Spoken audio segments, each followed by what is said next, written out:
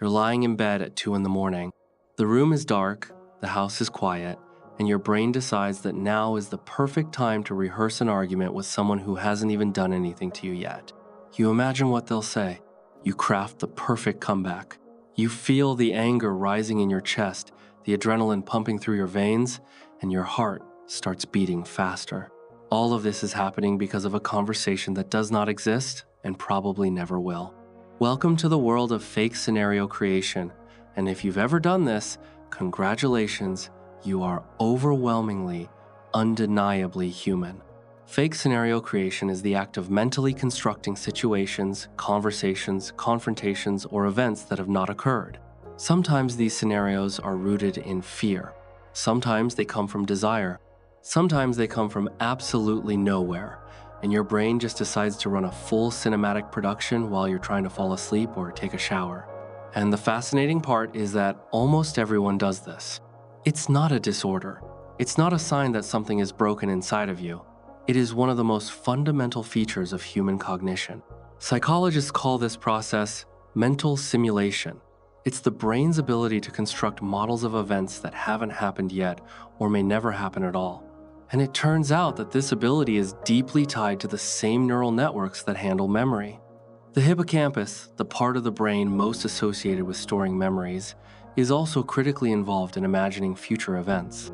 Studies from Harvard and other institutions have shown that people with damage to the hippocampus struggle not only to remember the past, but also to imagine the future. Memory and imagination are, in many ways, two sides of the same coin. This means your brain doesn't really distinguish between remembering something and inventing something. The same mental machinery fires up in both cases.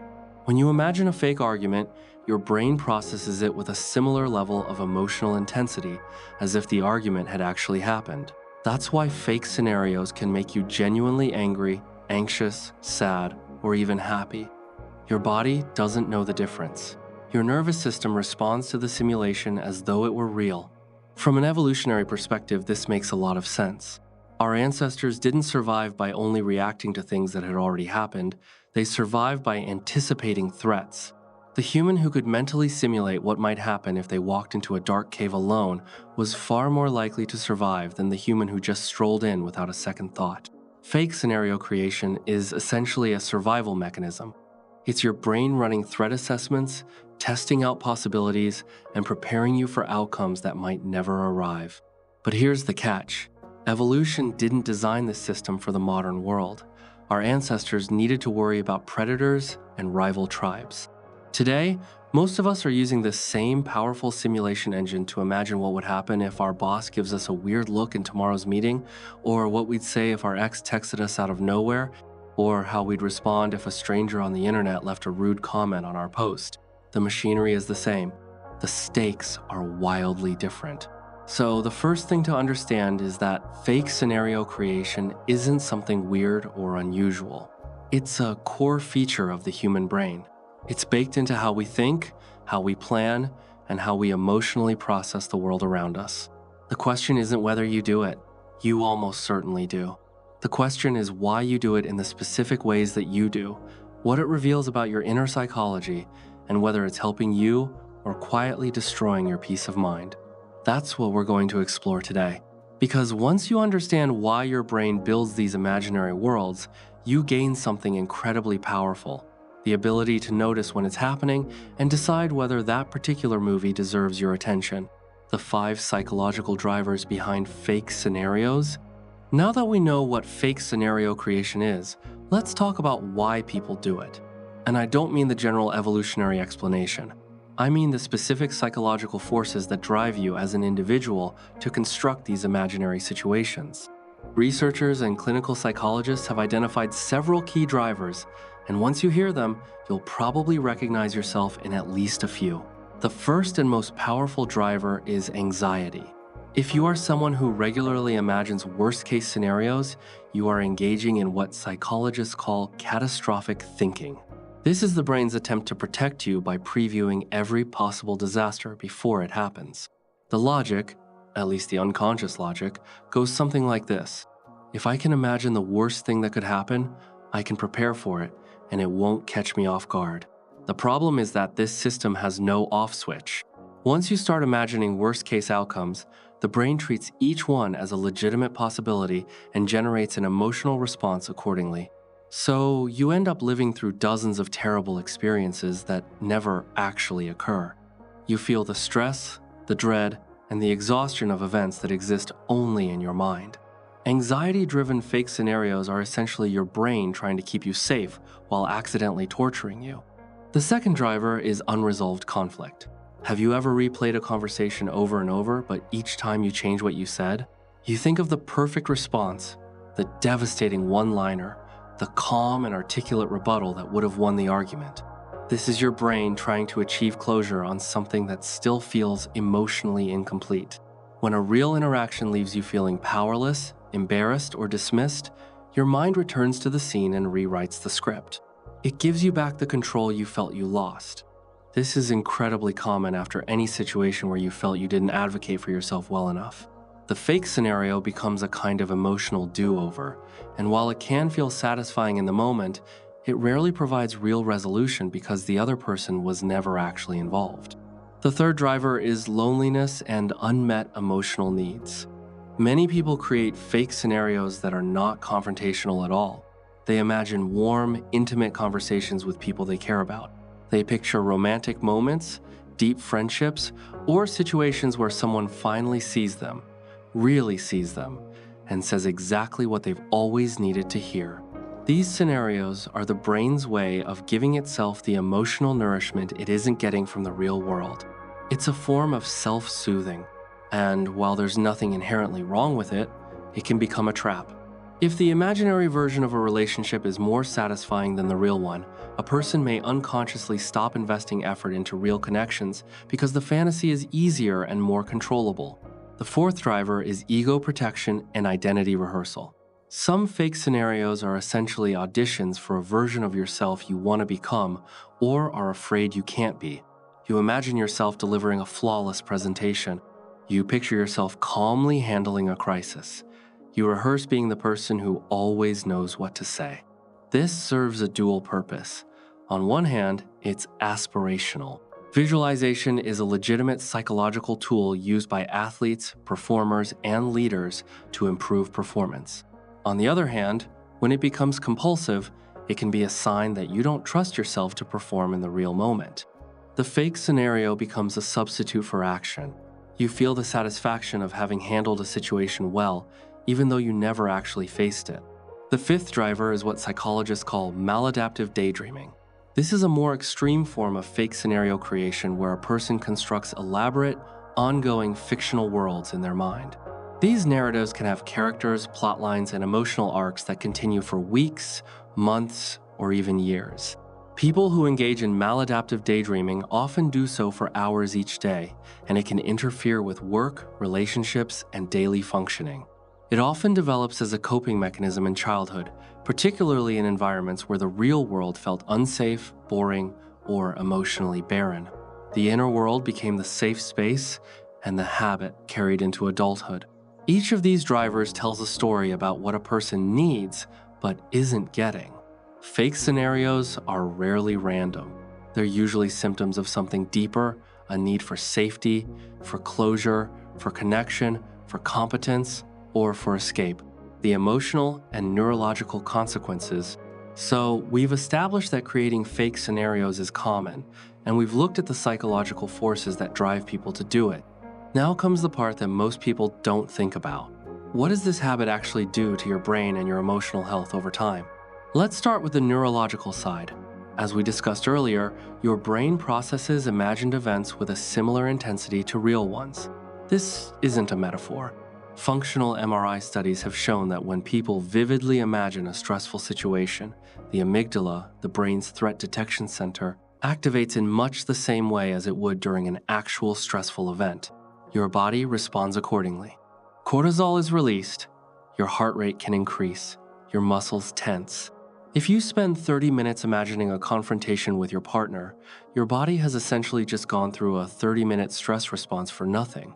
The event never happened, but the biological cost was very real. Now multiply that by days, weeks, or years. People who habitually create stressful fake scenarios are subjecting their nervous system to chronic activation. The consequences of chronic stress are well documented: impaired immune function, disrupted sleep, increased inflammation, difficulty concentrating, and heightened emotional reactivity. In other words, the fake scenarios you create in your head can have measurable, physical consequences on your health. Your body is keeping a tab, and it doesn't care whether the stress came from a real event or an imagined one. On the emotional side, habitual fake scenario creation can distort your perception of reality. If you spend enough time imagining that people are going to betray you, dismiss you, or attack you, you will begin to interact with the real world through that lens. You'll start interpreting neutral facial expressions as hostile. You'll read malicious intent into innocent comments. You'll become defensive in situations that don't require defense. This is because the brain uses past experiences, including imagined ones, to build predictive models of the world. If your mental library is filled with scenarios where people hurt you, your brain will predict that people are going to hurt you, even when there's no evidence for it. This creates a vicious cycle. The fake scenarios generate negative expectations. The negative expectations cause you to behave differently in real situations, perhaps more guarded, more reactive, more distant. Those behaviors then create real friction in your relationships, which in turn gives your brain more material to construct even more negative fake scenarios. You end up living in a world that feels dangerous and hostile, not because it necessarily is, but because you've been rehearsing that version of reality inside your own mind. There's also a significant impact on emotional regulation. When you repeatedly engage in fake scenarios, especially emotionally intense ones, you train your brain to stay in a heightened emotional state. You become less tolerant of ambiguity. You lose the ability to sit with discomfort without immediately spinning a story about it. Someone doesn't text you back within an hour, and suddenly your brain is running a full narrative about how they don't care about you, they're probably talking to someone else, or the friendship is falling apart. The scenario feels real because your brain has practiced generating these stories so many times that the process has become automatic. This is closely related to a concept in psychology called rumination. Rumination is the habit of passively and repeatedly focusing on the symptoms of distress and on its possible causes and consequences. It is one of the strongest predictors of depression. And fake scenario creation, particularly the kind driven by anxiety or unresolved conflict, is essentially rumination with a narrative structure. You're not just thinking about a problem, you're building a story around it, complete with dialogue, setting, and emotional peaks. That narrative structure makes the rumination stickier. It's harder to let go of a story than a thought. Perhaps one of the most insidious consequences is the way fake scenarios can rob you of the present moment. When your mind is constantly projecting into imaginary futures or replaying modified pasts, you are not here. You are not present with the people around you. You miss real moments of connection, beauty, and peace because your attention has been hijacked by a movie that only plays inside your head. How to break the cycle and use your imagination wisely. Here's the good news. The same brain that creates these fake scenarios can be trained to manage them. You don't need to stop imagining things. That's neither possible nor desirable. The goal is to develop awareness of when your brain is running a simulation, evaluate whether that simulation is serving you, and choose how to respond. This is not about suppressing your thoughts, it's about changing your relationship with them. The single most effective tool for managing fake scenarios is metacognitive awareness, which is a fancy way of saying noticing that you're thinking. It sounds simple, almost stupidly simple, but most people go through their entire lives without ever stepping back and observing their own thought process in real time. When you catch yourself in a fake scenario, the first step is simply to name it. You can literally say to yourself, "I'm making up a scenario right now." That's it. That act of recognition creates a tiny gap between you and the thought. You go from being inside the movie to being the person watching the movie. And that shift in perspective is everything. Cognitive behavioral therapy, or CBT, offers a structured approach to this. One of the core techniques is called cognitive restructuring, and it involves examining the fake scenario and asking a series of questions. Is there evidence that this scenario is likely to happen? What is the most realistic outcome not the worst case and not the best case. If the scenario did happen, could I handle it? These questions force the brain out of emotional reasoning and into logical evaluation. They don't make the scenario disappear, but they reduce its emotional charge. They take the narrative from a horror movie to a documentary. Same subject, very different emotional impact. Mindfulness meditation is another powerful tool, and its effectiveness for this specific issue is backed by substantial research. Mindfulness trains the brain to observe thoughts without engaging with them. Over time, you develop the ability to notice a fake scenario beginning to form and simply let it pass without climbing inside it and living there. Think of it like sitting by a river and watching leaves float by. Each leaf is a thought. You don't need to pick up every leaf and examine it. You can just watch it float away. The more you practice this, the easier it becomes to detach from the emotional pull of fake scenarios. Another practical strategy is what psychologists call scheduled worry time. This might sound counterintuitive, but the idea is to give your brain a designated window, say 15 or 20 minutes a day, where it's allowed to run its scenarios. Outside of that window, when a fake scenario pops up, you mentally note it and tell yourself you'll deal with it during your worry time. What most people find is that when they actually sit down during their scheduled window, the scenarios feel less urgent and less compelling. The brain has had time to settle, and many of the imagined catastrophes have already faded. Journaling is another remarkably effective strategy. When a fake scenario is running on a loop inside your head, writing it down externalizes it. It moves the story from an endlessly cycling thought into a fixed piece of text on a page. Once it's on paper, you can see it more objectively. You can notice the assumptions you are making. You can spot the emotional distortions. Many people report that the simple act of writing out a fake scenario makes it lose its power. It looks different when it's sitting on a page in your own handwriting than when it's playing as a blockbuster thriller inside your skull. Physical activity also plays a crucial role. Exercise is one of the most effective ways to break a rumination cycle because it forces the brain to shift its attention to the body. You cannot maintain a vivid fake scenario while sprinting, lifting heavy weights, or concentrating on your balance in a yoga pose. The physical demand recruits cognitive resources away from the scenario, and the endorphin release afterward resets your emotional baseline. Finally, and this might be the most important point of all, use your power of mental simulation intentionally.